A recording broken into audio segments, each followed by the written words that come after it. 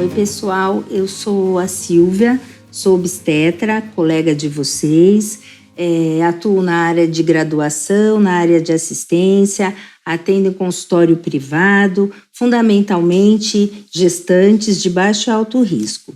Hoje a gente vai bater um papo aqui com a Kelly a respeito de algumas dicas de como a gente pode atuar no incentivo, no apoio às questões da amamentação, que muitas vezes no nosso dia a dia acaba passando um pouco desapercebidas. E aí a Kelly, que tem bastante experiência nessa área, vai nos ajudar. Tudo bem, Kelly? Como vai? Bom, eu sou enfermeira obstetra de formação, né? Sou especialista também em aleitamento materno pelo título de consultora internacional, mestre e doutora na área e trabalho como coordenadora do Centro de Aleitamento da Unifesp e também como docente. Venho bater esse papo com vocês hoje. Bom, Kelly, então gostaria primeiro de perguntar para você como você acha que nós, obstetras, podemos começar a introduzir as questões do aleitamento materno, a importância, de um modo que não seja nem tanto e nem pouco durante o segmento pré-natal, né? Na abordagem da paciente numa primeira consulta, no início da gestação. O que você acha que é importante para a gente começar a discutir com essas pacientes? A fase da gestação é o momento ideal para discutir, né? Em geral, a gente costuma trabalhar mais no final, ou mesmo lembrar dessa questão do aleitamento, da temática depois do parto, mas ao longo da gestação a gente pode ir trabalhando temáticas específicas de acordo com a demanda. Então, tem a demanda espontânea mesmo, o que ela vem te perguntar, alguma dúvida, alguma insegurança dela. Mas, em geral, a gente pode fazer uma divisão em algumas temáticas, né? A partir de 20 semanas, quando a gente considera a maior chance aí da viabilidade fetal, em que o obstetra pode focar as dúvidas em geral, incentivo, mas especificamente a experiência e as restrições, né? Ou, por exemplo, mulher transplantada renal, né? Então, já há muito tempo, elas não usavam, não era recomendada a amamentação pelo uso da medicação. E nos últimos anos as medicações vêm mudando e hoje, né, ela pode amamentar mesmo ela fazendo uso dessa medicação inibidora, né? Então, trabalhar essas questões tanto do positivo quanto, né, ou não, das limitações, olhando, por exemplo, o uso das medicações, como eu falei, as hipertensas que podem ter. Com o uso de metildopa, o bebê pode ficar um pouquinho mais sonolento, então ver essas possibilidades, inclusive as infecções, né? Além disso, as experiências também. Então, uma experiência negativa pode refletir negativamente, né, na chance dela amamentar nessa gestação atual, tá?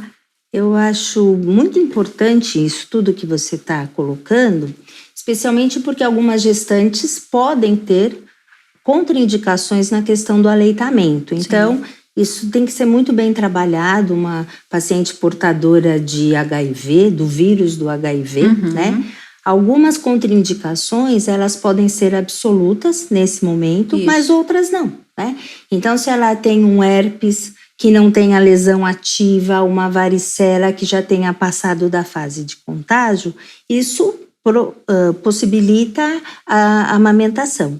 Por outro lado, alguns cuidados que nós mesmos temos que ter, né? A portadora de hepatite B, que exatamente, é a questão de fazer a imunoglobulina para o recém-nascido, a imunoprofilaxia, a vacinação, para que depois ela possa amamentar.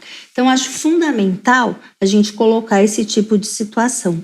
É uma condição muito frequente que a gente vê, são as plásticas, né? As cirurgias mamárias aqui, o Brasil é sim, campeão aí em correções estéticas e dependendo da técnica, muitas vezes isso pode interferir nas questões do aleitamento, né? Então, além do exame que o obstetra tem por obrigação sempre fazer, que você acha, o que você recomenda em relação às mamoplastias, às cirurgias redutoras? Sim, existe essa preocupação, em especial pela mulher, pela insegurança, né, de tendo uma cirurgia, sendo submetida a uma cirurgia de redução ou implante, a possibilidade ou não da amamentação, né? A gente vê os estudos mostrando que muitas vezes é uma insegurança do profissional, né, na hora de recomendar um outro tipo de leite, por uma condição simples, como um ganho de peso ineficiente, né, e aí ela já achar, a mãe achar, o mesmo profissional achar que pode ter uma relação com a cirurgia. Então, o obstetra, nesse momento, ele pode fazer uma avaliação, né, dessa mama, verificar qual foi a técnica. Muitas vezes as mães não sabem dizer, né, as mulheres não sabem dizer exatamente, mas conseguem dar a informação de quando foi a cirurgia. Então, cirurgias mais antigas tendem a ter uma manipulação maior, existe a preocupação do médico cirurgião plástico de preservar ao máximo, mas se ela fez uma redução importante, quanto ela tirou. Então, às vezes as mulheres chegam a relatar que retiraram 500 a 800 ml, né, gramas de cada mama.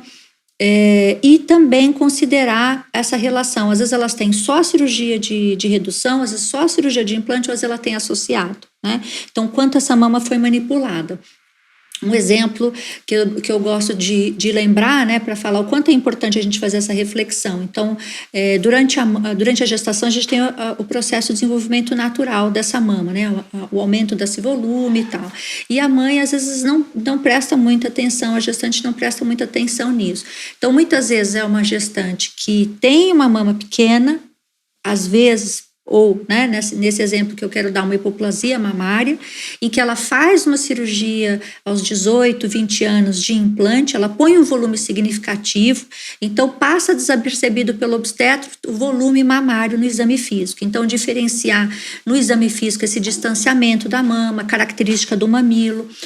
Outra insegurança que a gente identifica também em relação aos mamilos curtos, né, os semiprotrusos, ou mesmo os invertidos. As mulheres acham que elas já se colocam na condição que elas não vão conseguir amamentar por conta do tipo de mamilo, né? E aí a gente vê que não é bem assim, mas essa insegurança, ela pode ser esclarecida ou trabalhada em termos de realidade, né, nessa condição. Se ela tem um mamilo um invertido verdadeiro, provavelmente ela vai ter uma dificuldade maior, porque essa presença de tecido fibrótico vai dificultar, né, essa flexibilidade de mamilo e areola. Então, a partir do exame físico e da anamnese dessa mulher, nesse momento, nessas primeiras semanas, aí no primeiro trimestre para o segundo de gestação, pode ajudar o médico, o obstetra, a apoiar a mulher que amamenta, né, discutindo aí de uma forma bastante específica a necessidade de cada mulher.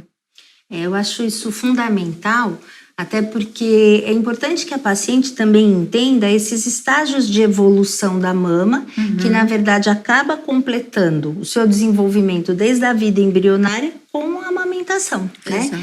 Muitas vezes existe essa associação da produção de um colostro ou uma secreção láctea durante a gestação como um fator preditor de sucesso ou não no aleitamento. Exato. E é uma coisa que não se sustenta e não tem relação, né? Então, eu acho que explicar essas adaptações na mama durante a gravidez é importante para que a paciente reconheça as mudanças, né? E entenda o que está acontecendo com o corpo dela, né? Ainda só um complemento em relação às mamoplastias e às dificuldades eventuais, eu acho fundamental a gente conversar com essa paciente, explicar as possibilidades e, nesse momento, já enfatizar a possibilidade de apoio e de estímulo ao aleitamento, né? Com técnica de relactação, enfim, é possível que mesmo com uma dificuldade maior ou não, ela consiga amamentar, né? Bom, mas dando sequência, né? Tirando essa abordagem inicial, Kelly, o que você aconselha numa fase um pouco mais tardia da gestação? Porque a gente acha, muitas vezes, o obstetra, ele não se atenta muito a isso, ele acha que depois do parto a questão da amamentação já está resolvida como automática. E não é. A paciente, ela tem idealização de como vai amamentar, existem as complicações na mama que podem ser e são a principal causa de abandono do aleitamento num primeiro momento, né? Então, numa fase um pouco mais tardia, segundo trimestre, o que você acha importante o médico começar a abordar, prevenir, né, essas lesões, etc., para que a gente não tenha esses problemas durante o aleitamento? Sim, após esse reconhecimento, né, de restrições e possibilidades e da avaliação física para conhecer essas limitações, o próximo passo aí, por volta de 28 semanas a 32 semanas, a abordagem ela pode ser voltada mais para a questão prática. Primeiro, o interesse dessa mulher, o interesse dessa família, né? Às vezes o companheiro está junto, a companheira, enfim, o que ela entende, o que é o aleitamento materno. Então, a partir dessa conversa do desejo, da expectativa, do que é o aleitamento materno exclusivo, o que é o aleitamento materno livre demanda. Então, trabalhar muito isso, porque às vezes a gente fala, estou apoiando o aleitamento, então eu quero que aconteça de todo jeito. Não, a gente precisa ouvir essa mulher. Qual que é essa expectativa? Qual que é o plano que ela tem em relação à alimentação do seu filho? Uma outra questão é olhar para as questões práticas do hospital, né? Então, ela vai olhar lá, por exemplo, o que vai acontecer assim que nasce o bebê? A amamentação na sala de parto, a amamentação, qual vai ser o momento que esse bebê vai ficar com ela, então abordar a rotina hospitalar e como isso pode ser de alguma forma protegido, como a amamentação pode ser protegida nesse ambiente hospitalar. Então ele já começar a discutir essas questões relacionadas, né? Além disso, as dificuldades que ela pode enfrentar, né? Às vezes a gente fala de amamentação, mas esquece de falar das dificuldades. E muitas vezes a principal queixa que ela traz é, poxa, mas por que não me falaram isso antes, né? Agora que eu estou vivendo isso. Então, a abordagem de posicionamento e pega, já trazer, já semear a informação de que as principais dificuldades, elas aparecem relacionadas à mama, à dor e lesão mamilar, ao engurgitamento mamário. Então, os cuidados como flexibilidade areolar, a própria situação da pojadura, então o que vai acontecer, né, que essa descida pode acontecer no hospital, mas dependendo do tempo de internação, na maioria das vezes acontece quando ela chega em casa. Então, ela toma um susto enorme, de repente as mamas grandes, né, doloridas. Então, que cuidados ela pode tratar, né? Quais são os cuidados que ela vai realizar para evitar a lesão mamilar? Então, ela começa já, a partir de 28 semanas, já pensando nas questões mais práticas, né? E aí a gente avança para o final do último trimestre, né? A partir de 34 semanas, aí a gente avança para as questões de fato mais concretas, o que ela sabe fazer, o que ela precisa fazer, né? Eu acho que é bem importante a gente ressaltar isso, especialmente o cuidado na assistência ao parto também, que é a adequação do ambiente, né? Então, esse reforço e explicar para essa paciente o quanto é importante não perder aquela hora dourada do aleitamento materno, a amamentação o mais breve possível, tão logo ocorra o nascimento, num parto de risco habitual, né? O contato pele a pele, a sucção do bebê, então eu acho isso que é fundamental. Acho que ela deve ser orientada quanto à importância do alojamento conjunto, estar com o seu bebê desde o momento do nascimento até a alta hospitalar, porque isso confere até mais segurança para ela na lida, né, com esse recém-nascido depois em casa, enfim. Acho importante ressaltar que ela peça auxílio inicialmente à equipe de saúde nas primeiras mamadas, justamente com posição, pega correta, porque existem muitas distorções nesse sentido, né? Os cuidados com aqueles acessórios de aleitamento que muitas vezes são muito mais prejudiciais do que benéficos. Eventualmente pode ocorrer a necessidade, mas não é a regra, né? Então, eu acho que é importante que a gente reforce isso para essa paciente, né? Também acho que a gente deve assegurar uma alta hospitalar segura, que é o que você está falando.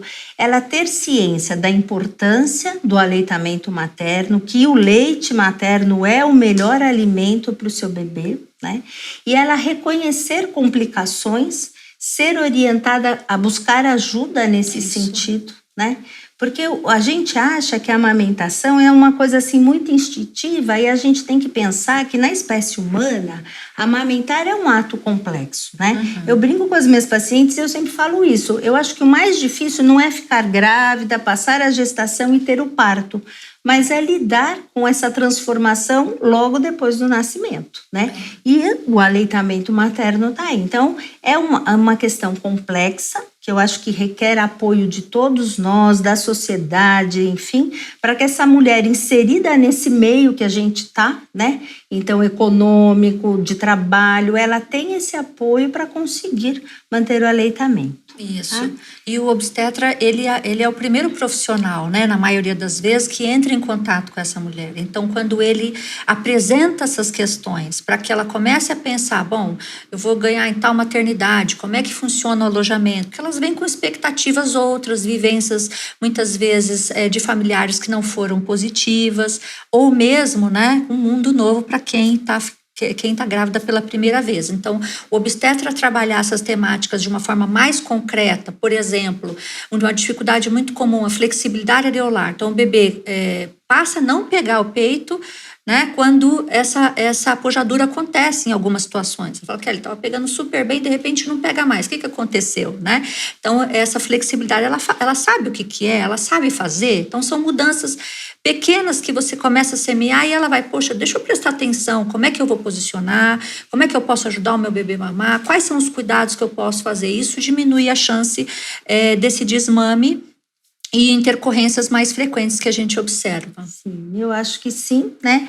Só ressaltando também a importância do envolvimento do parceiro como apoiador, e inclusive na hora do desespero, né? E que ele também deve se afeiçoar aos cuidados, à massagem, ao trauma mamilar, para ele orientar essa lactante também, né? Bom, eu acho que a gente está dando um passo aí em relação a algumas orientações do aleitamento materno, né?